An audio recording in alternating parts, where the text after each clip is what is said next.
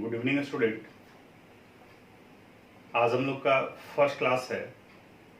Online interaction हो रहा है पिछले साल की तरह। पिछले साल भी 11th स्टैंडर्ड का क्लास ऑनलाइन ही स्टार्ट हुआ था। उस वक्त में भी फर्स्ट इंट्रोडक्शन हम लोग का स्टूडेंट के साथ में ऑनलाइन ही हुआ था और अनफॉर्चुनेटली 2021 में भी हम लोग एक दूसरे से ऑनलाइन ही मिल रहे हैं। फर्स्ट क्लास बहुत मायने रखता है। पढ़ाई स्टार्ट किया जाता है, प्लानिंग किया जाता है और ख़ास करके 11th के लिए, क्योंकि स्टैंडर्ड 10th और 11th में बहुत का डिफरेंस होता है। तो सबसे पहले हम लोग एक दूसरे को जानते हैं। आप स्टूडेंट्स हैं, आपके बारे में आप जो एडमिशन फॉर्म फिल करते हैं, जो इन्फॉर्मेशन देते हैं, उससे आइडिया लगता है। टीचर्स के बारे में आप पता करते हैं अपने सीनियर स्टूडेंट से कि किस तरीके के कौन से टीचर हैं, क्या पढ़ाते हैं, किस तरीके से पढ़ाते हैं, इसके बारे में वहाँ इन्फॉर्मेशन आपको मिलता है। तो आज ऑनलाइन क्लास में हम लोग कुछ इन्हीं सब चीज़ों के बारे में बात करेंगे। स्टार्ट करते हैं हम लोग। सबसे पहले how we will study in online classes. हम लोग जब आज ऑनलाइन क्लास स्टार्ट कर रहे हैं तो किस तरीके से क्लास को आगे ले जाएंगे, कैसे पढ़ना है हम लोगों को, पहले इसके बारे में बात करते हैं। सबसे पहले 10th के कुछ एक पार्ट को आपको हटाना होगा, कुछ कंसेप्ट को हटाना होगा। आज हम लोग पढ़ाई स्टार्ट कर रहे हैं, सिलेबस में आगे बढ़ेंगे हम लोग अगले क्लास से। आज भी कुछ इंट्रोड्यूस करेंगे हम लोग, तो इसलिए इत्मीनान से पहले बात करते हैं क्या करना है। जो 10th स्टैंडर्ड में आपको साइंस से पढ़ना था, मैथ से पढ़ना था, इंग्लिश, हिंदी और भी कई सब्जेक्ट्स होते हैं। लेकिन यहाँ 11th में अगर आप साइंस ऑप्ट करते हो तो मेनली आपको फिजिक्स, केमिस्ट्री, मैथ या फिजिक्स, केमिस्ट्री, बायो पर कंसंट्रेट करना होता है। इसके अलावा कोई 2 और सब्जेक्ट आपको ऑप्ट करना होता है और बाकी के कई सब्जेक्ट जो आपका छूट जाता है। पढ़ने का तरीका ये बदलना होगा आपको 11th स्टैंडर्ड में, क्योंकि 10th स्टैंडर्ड में अगर साइंस का बुक देखोगे तो बहुत एक पतली सी बुक थी एनसीईआरटी की भी, और उससे भी पतला सा बुक था साइड बुक। हर एक सब्जेक्ट का अलग अलग आप यूज़ करते होंगे, फिजिक्स का, केमिस्ट्री का। लेकिन अगर 11th स्टैंडर्ड की बात करें तो कई गुना ज़्यादा होता है। इवन सिर्फ केमिस्ट्री की बात करें तो केमिस्ट्री 2 पार्ट में आता है, पार्ट 1 और पार्ट 2। और दोनों के साइड बुक की बात करें तो हर एक बुक का थिकनेस इस लेवल का आता है। यानी आप इमेजिन करो कि पार्ट 1 और पार्ट 2 के साइड बुक का थिकनेस ये हो जाएगा, जबकि 10th स्टैंडर्ड में आप पढ़े थे तो उसका थिकनेस बिल्कुल इतना ही था। तो यहीं से अंदाज लग जाएगा आपको कि कितना गुना ज़्यादा मेहनत करना है आपको। 10th स्टैंडर्ड में आप पढ़ते वक्त में कई चीज़ें यूज़ करते थे। जैसे ये होता था कि आप एक फेयर कॉपी बनाते थे, एक रफ कॉपी बनाते थे, उसी को आप यूज़ करते थे, घर में ले जा करके फेयर करते थे। यहाँ वो सब करेंगे आप 11th में तो आपके पास में टाइम नहीं मिलेगा पढ़ने के लिए, क्वेश्चन बनाने के लिए। तो सबसे पहला पॉइंट ये कि फेयर और रफ का कंसेप्ट दिमाग से निकाल दीजिए। यानी फेयर और रफ जैसा कुछ नहीं होगा। जो कुछ भी लिखना होगा वो आपको एक ही कॉपी में बनाना है।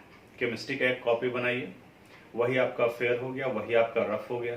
अभी जैसे चल रहा है ऑनलाइन क्लासेस, तो सारे नोट्स का हम आपको PDF भेजेंगे, यानी आपको उसको कॉपी कर लेना है। और कॉपी करते वक्त में ही वहीं पर आप ब्लू, रेड, ग्रीन यूज कीजिए।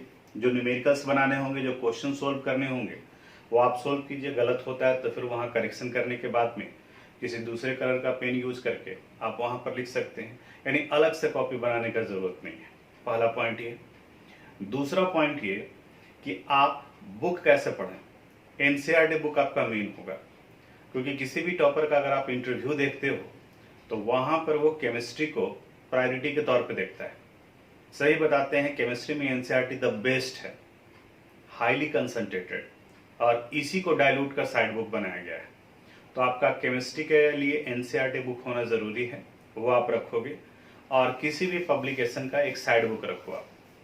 कुछ इंपॉर्टेंट पब्लिकेशन में जैसे प्रदीप है, ओपी टंडन है, दिनेश है, एबीसी है, किसी भी एक पब्लिकेशन का आप रख सकते हो अपनी इच्छा के अनुसार से। अगर कोई आपके बड़े भाई बहन हैं, उनका बुक है तो आप उसको यूज कर सकते हो।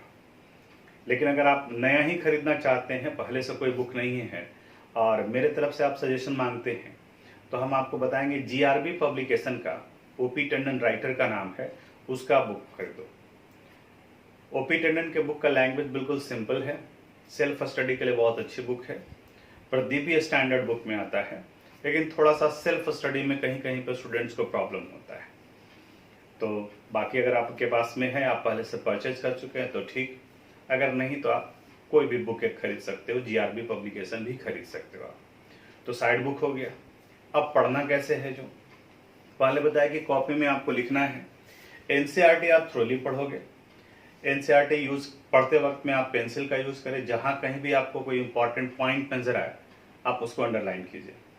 अंडरलाइन करने के बाद में फिर अगर मान लिया कि हम क्लास में डिस्कस किए, उस टॉपिक से रिलेटेड कुछ क्वेश्चन बनाए, अब उसमें कुछ और इन्फॉर्मेशन चाहिए या जो दिया हुआ है डेफिनेशन वो क्लियर नहीं हुआ है, तब आप साइड बुक में जाओ और साइड बुक के उस पार्टिकुलर डेफिनेशन को आप समझने का कोशिश करो। साइड बुक एक एक लाइन पढ़ना संभव नहीं है, क्योंकि अगर आप एक एक लाइन पढ़ना शुरू करेंगे तब तो फिर मुश्किल हो जाएगा। तब तो पता चलेगा कि अगर आप फिजिक्स पढ़ रहे हैं तो केमिस्ट्री मैथ छूट गया, केमिस्ट्री पढ़ रहे हैं तो फिजिक्स मैथ छूट गया, जबकि सब पर आपको बराबर बराबर का टाइम देना है। तो इसलिए साइड बुक में उस पार्टिकुलर क्वेश्चन को बनाने के लिए, किसी एक पार्टिकुलर डेफिनेशन या टर्म को समझने के लिए उस पार्टिकुलर टॉपिक पर जाकर के आपको देखना होगा, उस तरीके से आप पढ़ाई करोगे। तो ये तो हो गया कि किस तरीके से पढ़ना है, कौन सा बुक यूज करेंगे, उनके बारे में।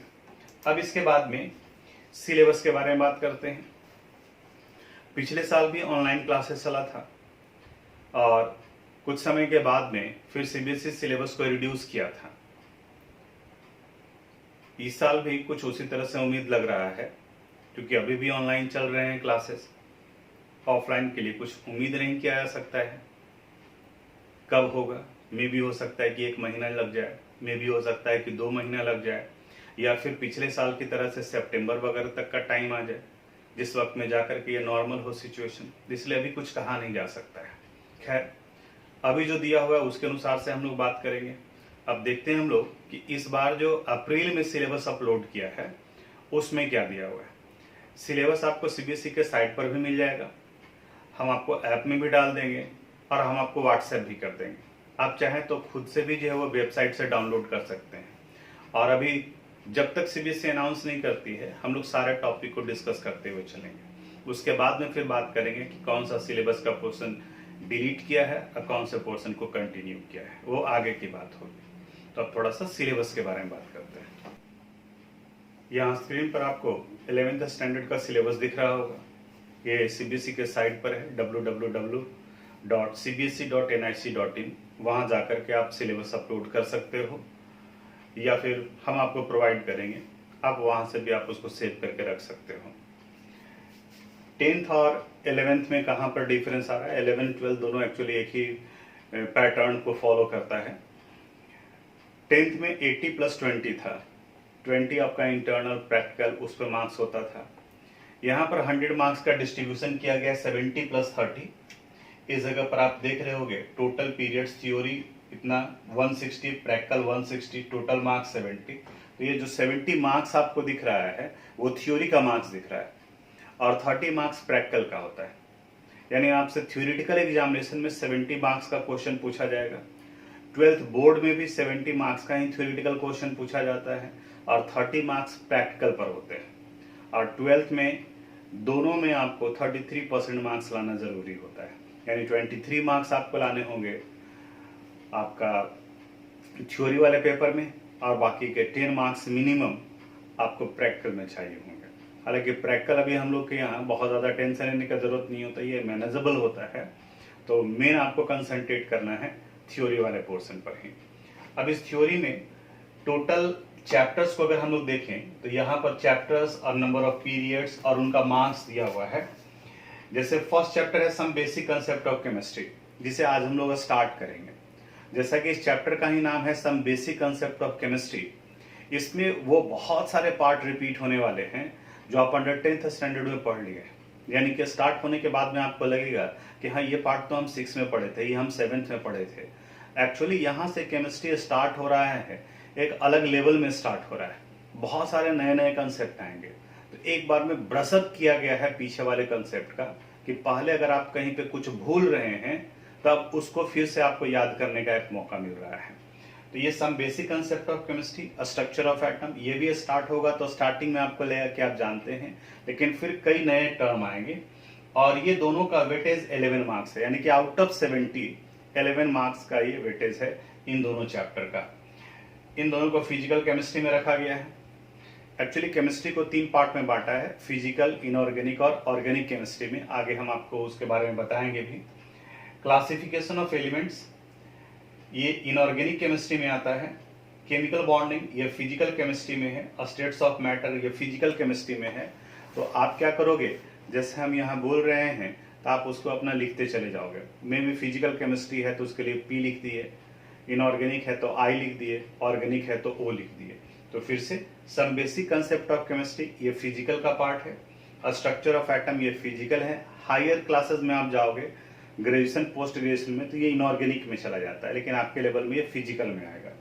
क्लासिफिकेशन ऑफ एलिमेंट ये इनऑर्गेनिक में है। Chemical bonding and molecular structure ये फिजिकल केमिस्ट्री है। स्टेट्स ऑफ मैटर ये फिजिकल केमिस्ट्री है। केमिकल थर्मोडायनेमिक्स फिजिकल है। इक्विलिब्रियम फिजिकल है। रिडॉक्स रिएक्शन फिजिकल है। तो आप देख रहे हो कि अधिकांश चैप्टर यहाँ से यहाँ तक फिजिकल ही है, सिर्फ एक क्लासिफिकेशन ऑफ एलिमेंट वो इनऑर्गेनिक वहां ऐड कर दिया है। अब इसके बाद hydrogen, S block, P block और ये क्लासिफिकेशन ऑफ एलिमेंट ये इनऑर्गेनिक में आता है। इसके बाद के रेस्ट जो बाकी के 3 चैप्टर्स हैं उसको ऑर्गेनिक में रखा गया है। ऐसे लास्ट का जो चैप्टर इन्वायरमेंटल केमिस्ट्री है, कई लोग इसे जनरल केमिस्ट्री में भी रखते हैं। तो केमिस्ट्री को यहाँ पर ये 3 पार्ट में बांटा गया है, फिजिकल, इनऑर्गेनिक और ऑर्गेनिक। हर एक चैप्टर में क्या क्या कुछ पढ़ना है वो उसका यहाँ डिटेल दिया हुआ है। तो ऐसे आपको चाहिए कि सारे सब्जेक्ट में, फिजिक्स, केमिस्ट्री, मैथ्स में भी आपका ध्यान सिलेबस की तरफ में होना चाहिए। बुक में टॉपिक तो दिया रहता है, लेकिन इन सब पॉइंट्स को नहीं छूटना चाहिए, यानी कि पढ़ते वक्त में उसको आपको ध्यान में रखना चाहिए। ये सिलेबस से रिलेटेड है। यहाँ स्ट्रक्चर ऑफ एटम हो गया, क्लासिफिकेशन ऑफ एलिमेंट, हर एक का यहाँ ये डिटेल से दिया हुआ है। बुक में पढ़ते वक्त में भी आपको पॉइंट आउट करना चाहिए, नोट्स में भी लिखना चाहिए कि हाँ ये मेरा सिलेबस का ये पोर्शन कंप्लीट हो गया और ये पोर्शन यहाँ पर बाकी है। ये इतना हम लोग को पढ़ना है। और बाकी फिर ये प्रैक्टिकल से रिलेटेड है कि प्रैक्टिकल में क्या करना है वो। तो ये प्रैक्टिकल तो पूरी तरह से स्कूल पर डिपेंडेंट हो गया। अगर आपका school practical lab facility provide करता है तो वहाँ वो प्रैक्टिकल करवाएगा, और अगर वो नहीं करवाता है तो बाकी का वो मार्क्स देगा। आपको कंसंट्रेट करना है थ्योरी वाले पोर्शन पर। तो आज फर्स्ट चैप्टर हम लोग some basic concept of chemistry की तरफ में बढ़ेंगे।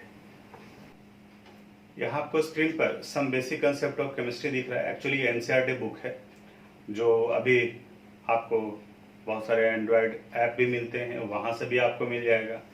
हम भी आपको इसका PDF प्रोवाइड कर देंगे। ऐसे आपके पास में टाइम है, जिस जगह पर आप रह रहे हैं वहाँ पर अवेलेबल है, तो एनसीईआरटी बुक आपके पास में जरूर होना चाहिए। कम से कम एटलीस्ट अभी जो है पार्ट 1 बुक खरीद लो।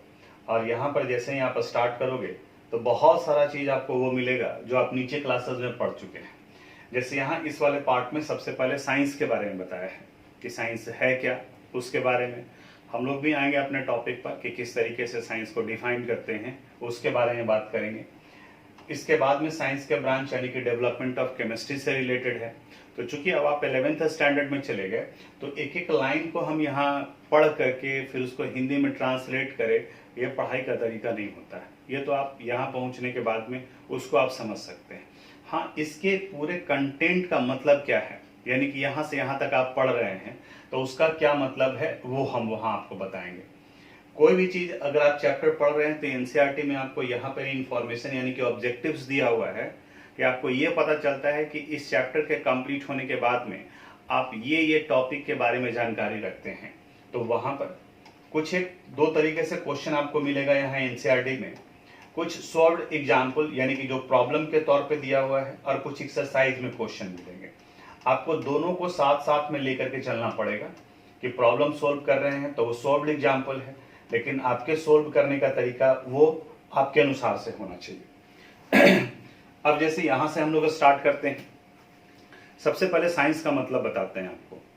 साइंस को हिंदी में विज्ञान कहा जाता है। इसका संधि विच्छेद करो। विज्ञान वर्ड बना है वी प्लस ज्ञान, यानी विशिष्ट ज्ञान। विशिष्ट ज्ञान को इंग्लिश में स्पेशल नॉलेज कहा जाता है। पहले हिंदी बताते हैं, फिर इसका इंग्लिश बताते हैं ताकि रिलेट कर सके हम लोग इसके डेफिनेशन को। Science is a special subject, science is a special knowledge which give us detail and respective information about substances around us.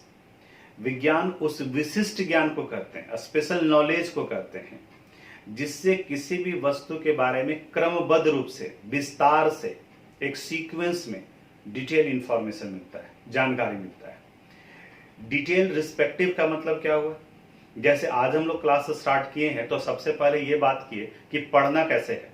तो पढ़ना हम लोग को अभी ऑनलाइन है, हम आपको रिकॉर्डेड वीडियो ऐप में डाल रहे हैं ताकि लाइव करते वक्त में जो नेटवर्क इशू होता है वो प्रॉब्लम आपको नहीं है। फैसिलिटी हमारे ऐप में दोनों है, हम दोनों कर सकते हैं। फिर बाद में आपसे डिस्कस करेंगे। जो कुछ भी यहाँ पढ़ रहे हैं उससे रिलेटेड जो भी डाउट होगा आप हमें मैसेज करोगे, कॉल करोगे, उसे हम समझाएंगे। फिर भी अगर कोई डाउट है तो जैसे ही हम लोग फिर ऑफलाइन क्लासेस में आएंगे तो इसी पोर्शन को फिर से वहां हम लोग रिपीट करेंगे। तो ये तरीका हो गया पहले कि कैसे पढ़ना है। फिर फर्स्ट चैप्टर में क्या क्या पढ़ना है उसके बारे में बात किए, और फिर फर्स्ट चैप्टर के कंटेंट के बारे में हम लोग धीरे धीरे शिफ्ट कर रहे हैं। तो ये एक सीक्वेंस में हो गया।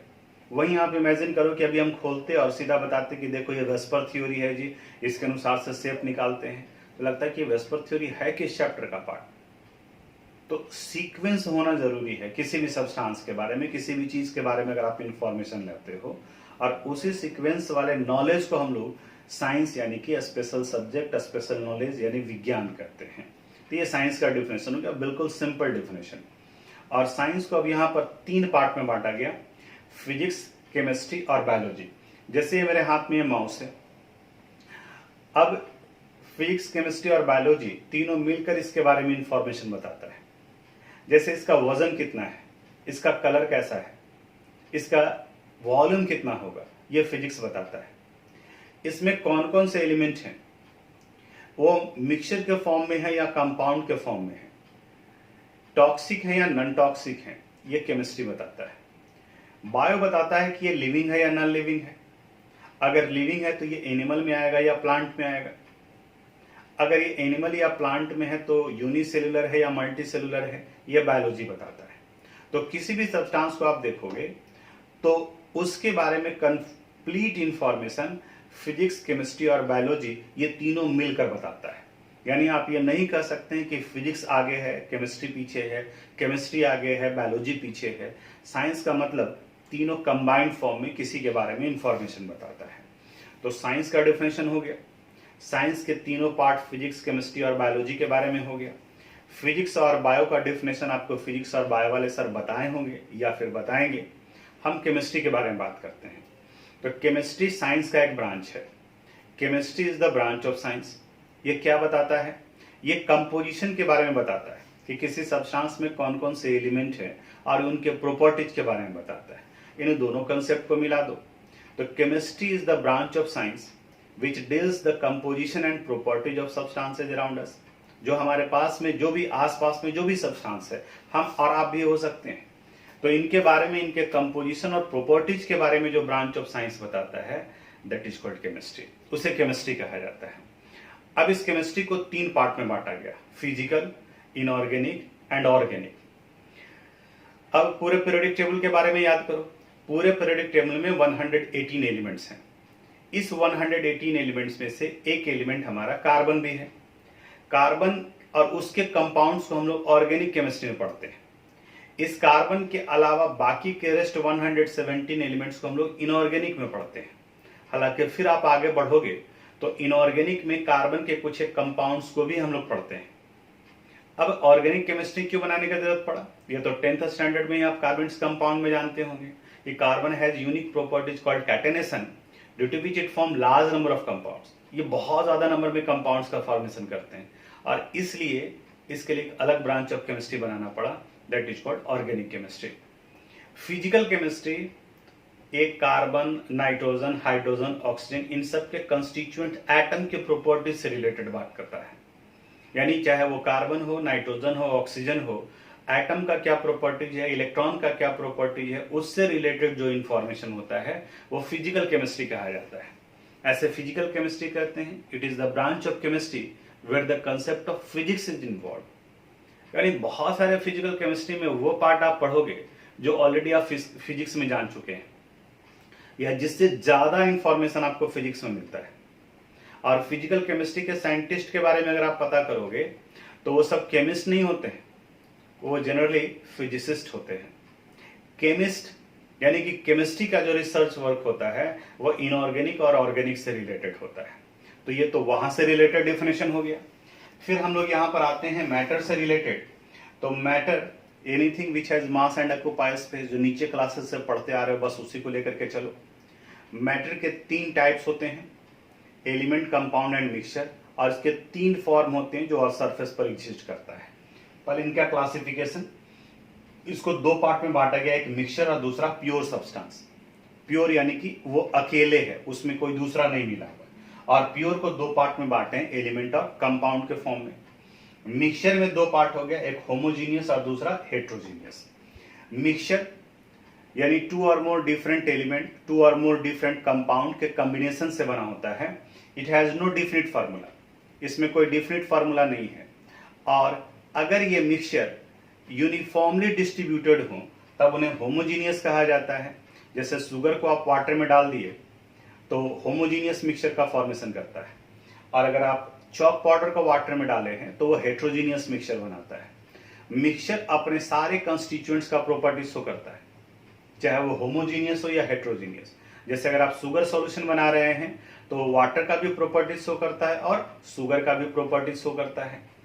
एलिमेंट और compound, element simplest part of any substance को कहा जाता है। Structure of matter, structure of atom में भी हम लोग बात करेंगे। और कंपाउंड्स का फॉर्मेशन एलिमेंट के कॉम्बिनेशन से होता है। कंपाउंड का अपना एक डिफिनिट प्रोपोर्शन में एलिमेंट कंबाइन करते हैं, एक डिफिनिट फार्मूला होता है। तो ये मैटर के टाइप्स से रिलेटेड था, मिक्सचर, कंपाउंड, उन्हीं के बारे में यहाँ पर ये डेफिनेशन दिया हुआ है जो अभी हम लोग डिस्कस किए वहां पर। अब अगर हम लोग मैटर के फॉर्म के बारे में बात करें तो मैटर के 3 फॉर्म्स अर्थ सरफेस पर एग्जिस्ट करते हैं। ये हो गए सॉलिड, लिक्विड और गैस। ये इनके इंटरमॉलिक्यूलर डिस्टेंसेस और इंटरमॉलिक्यूलर फोर्सेस पर डिपेंड करता है। इंटरमॉलिक्यूलर डिस्टेंसेस जहां स्ट्रांग होता है इंटरैक्शन वो सॉलिड, जहां पर थोड़ा वीक होता है वो लिक्विड, और जहां ज्यादा गैप होता है इंटरमॉलिक्यूलर डिस्टेंस वीक हुए तो वो गैस का फॉर्मेशन करता है। बाकी यहाँ पर ये जो पार्ट देख रहे हो इसे आप यहाँ छोड़ भी सकते हो, क्योंकि ये सब कुछ कैलकुलेशन जो है वो फिजिक्स से रिलेटेड है। फिजिक्स में first chapter unit and dimension है, तो उसके बारे में वहां पर बताया जाएगा। इस वाले पोर्शन पर हम नहीं आएंगे, हम लोग उसके बाद में दूसरे वाले पोर्शन पर आएंगे। अब आते हैं कि हम आपको जो पीडीएफ प्रोवाइड कर रहे हैं उसमें किस तरीके से कंस्टिट्यूएंट्स को रिप्रेजेंट किया गया है, कंटेंट को रिप्रेजेंट किया गया है। अब जो आप अपने स्क्रीन पर देख रहे हो, एक्चुअली ये पीडीएफ फाइल है जो हम आपको नोट्स के रूप में देते हैं। ये आपको पीडीएफ हम दिए हैं, इसको आपको अपने कॉपी में नोट करना है। सबसे पहले वाले पार्ट में इस चैप्टर में क्या क्या पढ़ना है, कैसे पढ़ना है, उसके बारे में, जैसे यहाँ सिलेबस में इंट्रोडक्शन अभी डिस्कस कर रहे थे, क्लासिफिकेशन ऑफ मैटर्स के बारे में जो अभी डिस्कस किए, फिर साइंटिफिक नोटेशन, राउंडिंग ऑफ, ये मैथमेटिकल टूल्स है जहां पर एक्चुअली हम लोगों को आगे बात करना है।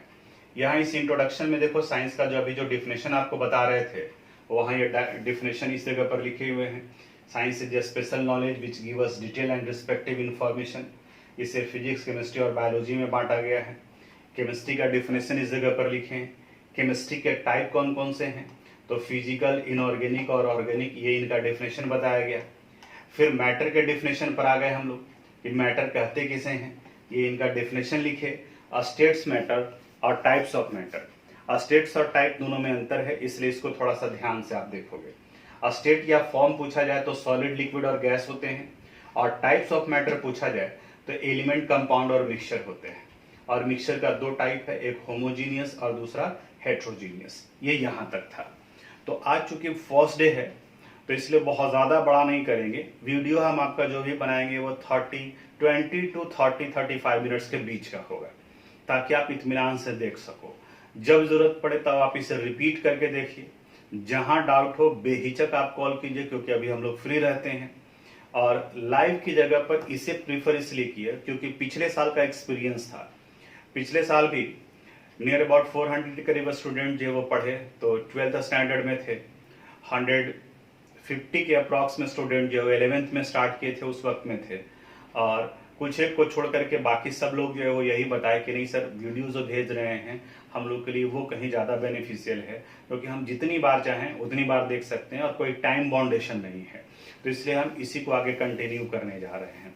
तो आप इस अनुसार से देखोगे, पर्पस होना चाहिए कि आपका डाउट क्लियर होना चाहिए, और वो डाउट क्लियर होगा, कहीं कोई डाउट नहीं रहेगा। यहाँ के बाद में अब आपका काम रहा कि अब अगले क्लास में आप थोड़ा सा एनसीईआरटी बुक का ही साइंटिफिक नोटेशन, राउंडिंग ऑफ, इन सब टॉपिक को देख करके रखोगे। उसका भी पीडीएफ देंगे, उससे रिलेटेड मैथमेटिकली कैसे सोल्व करेंगे उसके बारे में बात करेंगे। तो आज यहीं तक, थैंक यू।